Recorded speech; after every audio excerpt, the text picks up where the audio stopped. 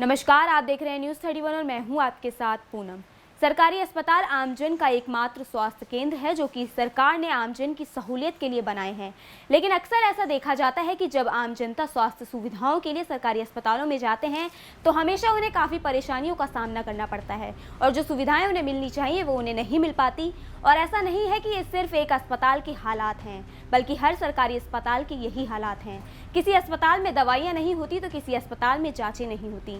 वही ताज़ा मामला रामनगर के सरकारी अस्पताल का है। आपको बता दें, रामनगर के सरकारी अस्पताल की स्वास्थ्य सुविधाओं को लेकर लगातार शिकायतें मिल रही थी। नैनीताल के मुख्य चिकित्सा अधिकारी डॉक्टर हरीश पंत ने लगातार स्वास्थ्य सुविधाओं को लेकर मिल रही शिकायतों को गंभीरता से लेते हुए सोमवार यानी आज अस्पताल में अचानक छापामार कार्यवाही की, जिसके बाद अस्पताल प्रशासन में हड़कंप मच गया। बता दें कि रामनगर के सरकारी अस्पताल में स्वास्थ्य सुविधाएं बेहतर बनाने के लिए सरकार ने कुछ वर्ष पूर्व ही अस्पताल को पीपीपी मोड पर दिया था, लेकिन जब से अस्पताल पीपीपी मोड पर गया है तब से लगातार स्वास्थ्य सुविधाओं को लेकर चर्चाओं में रहा है।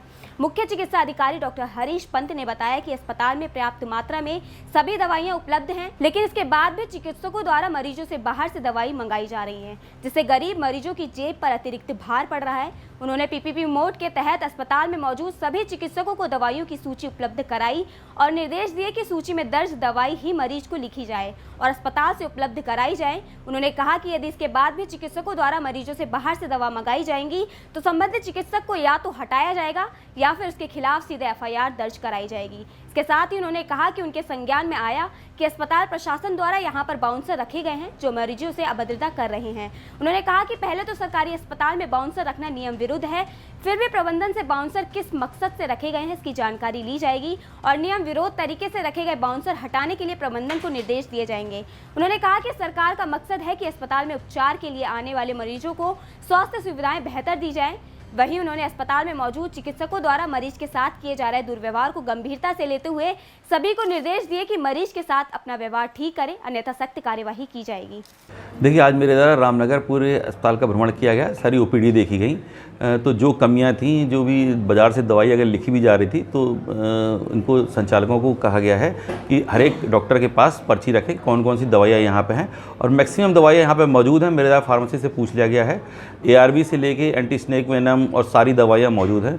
और जहाँ तक बाउंसर और डॉक्टर के बिहेव की बात है, डॉक्टर की मैंने एक मीटिंग करी है और उनको मुझे लगता नहीं कि आप लोगों को दोबारा शिकायत मिलेगी और अच्छे से उनको बिहेव करने के निर्देश दिए गए हैं। इसके अलावा जो बाउंसर है वो हम संचालक से बात करते हैं कि वो किस संदर्भ में रखे गए हैं और उनका क्या अस्पताल परिसर में क्या काम है, क्योंकि अस्पताल में मरीजों का आना जाना होता है। वहाँ बाउंसर रखना बिल्कुल प्रक्रिया के विरुद्ध भी है और मरीज में डर व्याप्त होता है इससे।